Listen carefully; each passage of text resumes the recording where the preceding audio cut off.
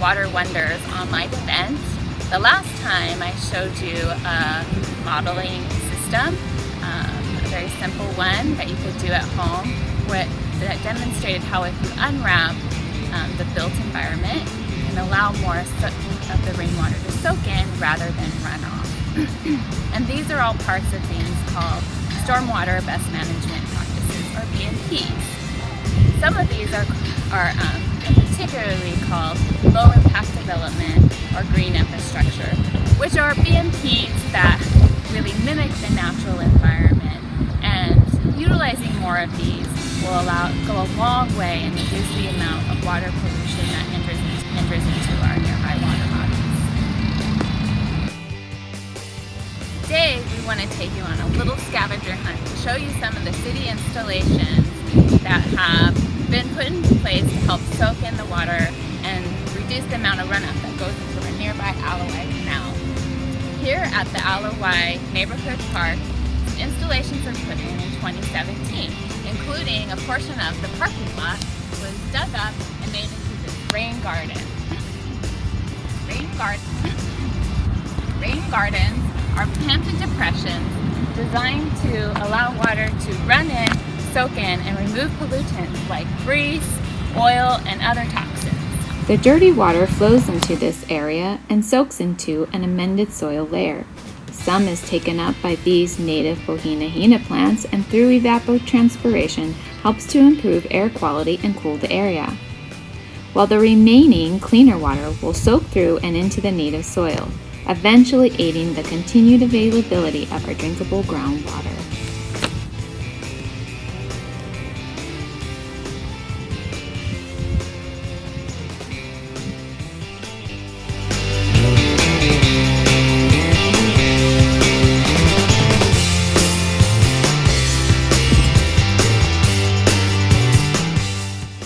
Another, though less green way dirty parking lot water is getting cleaned is through these rain inlet filters. Here, the water will pass through some special filters that soak up the oil and a screen that will collect debris before it flows through underground pipes to the nearby canal.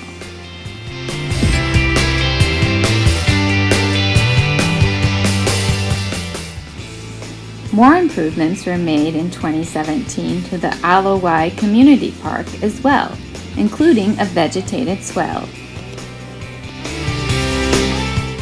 Vegetated swales are shallow channels with vegetation covering the side slopes and bottom that collect and slowly convey runoff flow to downstream discharge points.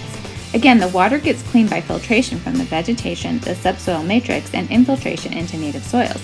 Like with the rain garden, they differ from gardens in that they are used when a high flow through volume is anticipated for the area and space isn't available to create a depression to accommodate all that water.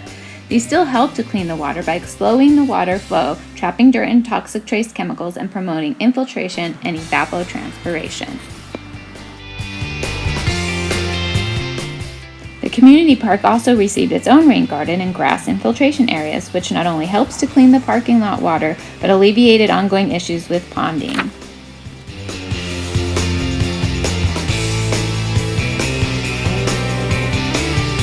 Now we find ourselves at the Alloway Golf Course driving range, where in 2018 the city regraded to direct stormwater into large depressions on the north and south end. These depressions are called detention basins, which will retain and infiltrate the first 1 inch of rain, thus allowing dirt and other particulates to settle out and be retained on site. During larger rain events, the excess water will run off into nearby drain inlets, which discharge into the nearby canal.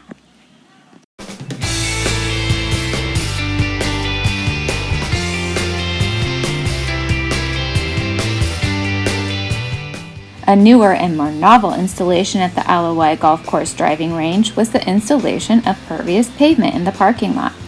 Pervious pavement has enough void space to allow rapid percolation of liquids. It was built with an underlying stone reservoir to temporarily store surface runoff prior to infiltration into subsoil. This will remove many of the pollutants that occur within urban runoff.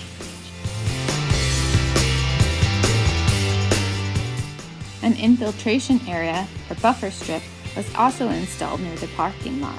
Here, water will be retained and allowed to infiltrate, reducing the amount of dirty water that runs off into the nearby canal.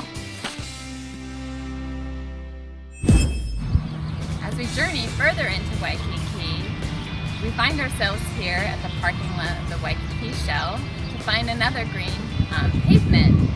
Here is a 2012 installation of a permeable pavement. This pavement looks less like traditional pavement than what we saw at the driving range, but it is also built on underlying stone reservoir to store surface runoff before infiltration into the native soil. However, what is laid on top are these paving stones that have large openings that are planted with grass.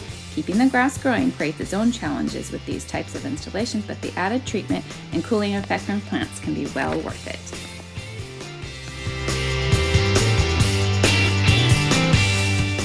The 2012 installations and improvements at Kapeolani Park also included these biofilters or rain gardens.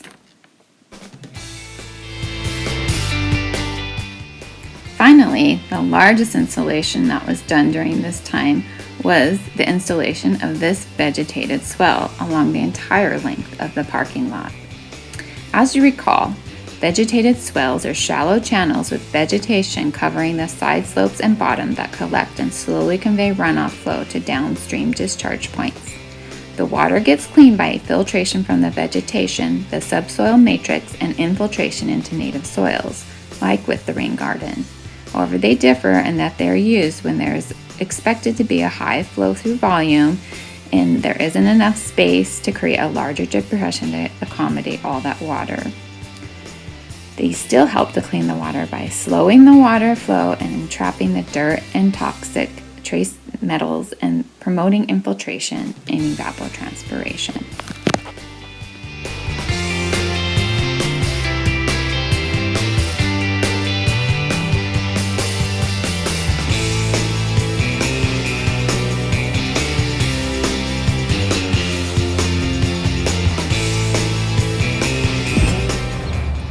Hope you enjoyed this little hunt for green infrastructure. You can find examples like this all over the city, including the green roof at the municipal grounds, the place where you go to see Shaka Santa and the holiday city lights. And now we'd like to take you to see a different kind of stormwater BMP, one that is some of our newest installations and that is helping us with one of our biggest pollution problems, trash.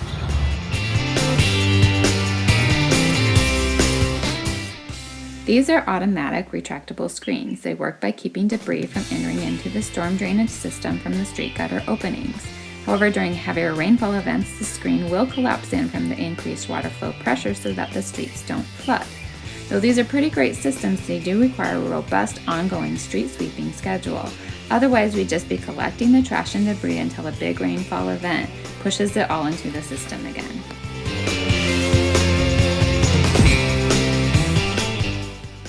The best management practice is to prevent trash from becoming litter by putting it in its place. If we all put our trash into a trash bin that isn't already overflowing with trash, then it will go a long way to keeping it from reaching our oceans. So like last time, we're ending with a call for community action. Our motto is to be an everyday clean water hero because it's those small everyday actions that as a collective will make a huge impact towards protecting our waters. Mahalo nui loa for joining us today. To learn more about stormwater BMPs and city projects, visit our learning center at cleanwaterhonolulu.com. You can also sign up for our newsletter and get notices of all our events and subscribe to our YouTube channel to get notified when we premiere our next video. Aloha and stay well.